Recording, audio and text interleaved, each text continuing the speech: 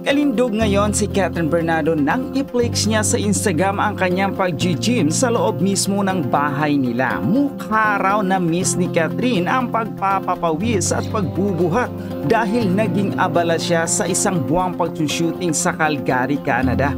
Naging hectic naman kasi ang schedule nila sa Calgary. Halos araw-araw from July 24 hanggang sa umuwi sila sa bansa ay busy sina Kathryn Bernardo at Alden Richards sa principal photography ng Hello Love Again.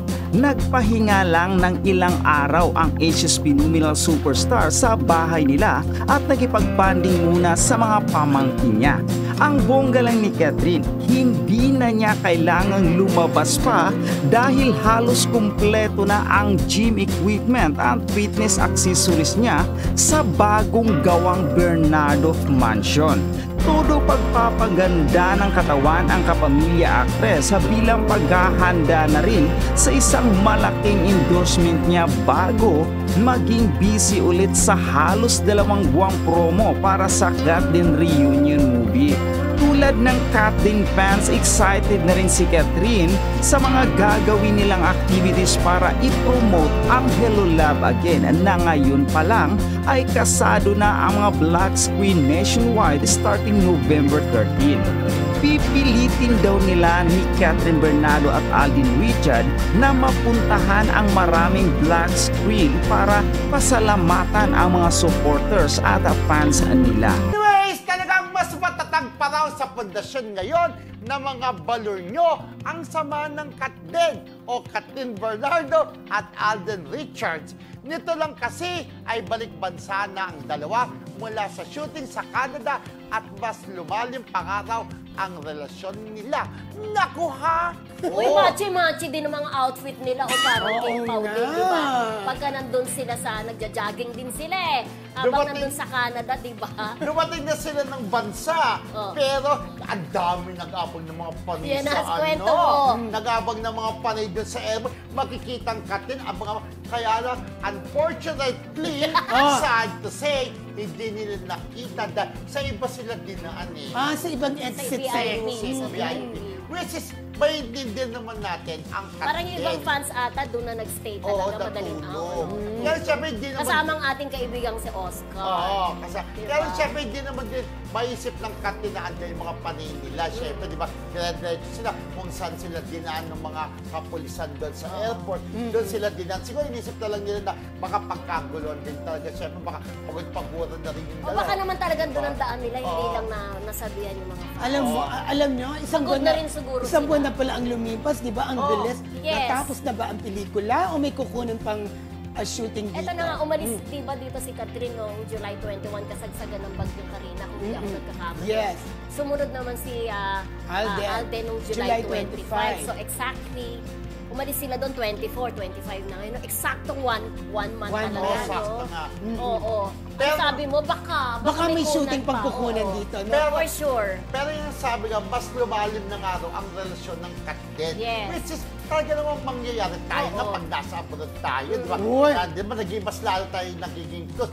Silang dalawa pa, isang buwan na nasa Canada. Siyempre, yung friendship niya, mas lumalim, mas nag-iba na ng level. Oo, isang buwan is isang buwan na. Maraming pwedeng mangyari sa isang buwan na yan. At mas marami silang na-discover sa isa't isa. Truly. Diba? At ang for sure na pwedeng mangyari, magkiklik ang pelikula. Ay, naman. For sure. For sure na yan. November 13 po, abangan nyo na ang Hello, Love Again at mula sa Star Cinema. Pag-uwi ng bansa ng Kathryn na sina Kathryn Bernardo at Alden Richards mula sa shooting nila sa Canada, maraming panay ang talagang nag-abang sa airport. Pero, bigo raw ang mga ito nang sa VIP section dumaan ang Kathryn. Ayon sa ating source, carry lang daw say ng panay dahil masaya naman daw sila sa nakitang ayuda sa social media kung saan ay may eksenang yakapan daw ang dalawa bago maghiwalay.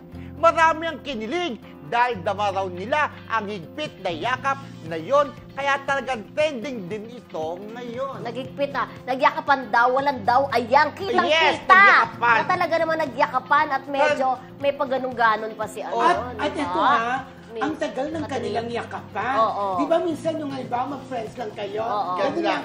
May Beso-beso tapik. lang ng konti. May tapik. Pero sila, tumagal Hindi ang kaya- yakapan. Hindi na-miss yan eh, kasi parang nasanay ka for 1 month kasama mo, tapos maghiwalay. maghihiwalay na kayo. Pero pag tayo nag-abroad, tapos maghihiwalay, hindi naman tayo O kasi nagyayakapan. nakikita-kita rin tayo agad eh.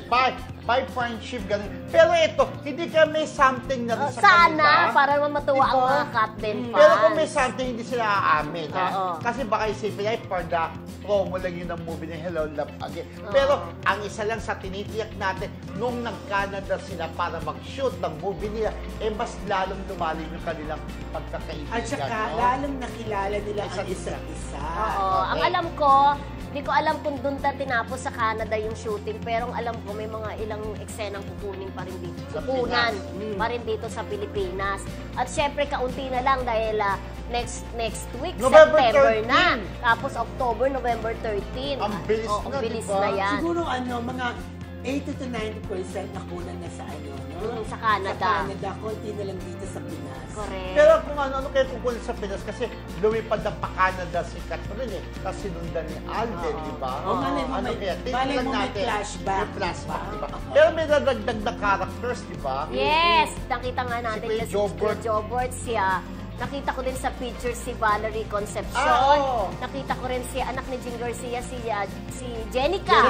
Jenica Garcia at si Ruby Rodriguez. Oo, Nakita kasi- ko rin din sa photo. Hindi ko alam kung kasama Maraming sila. bagong character. Marami. At dapat naman, para hindi naman very part 1.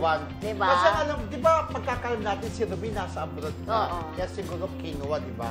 Yes!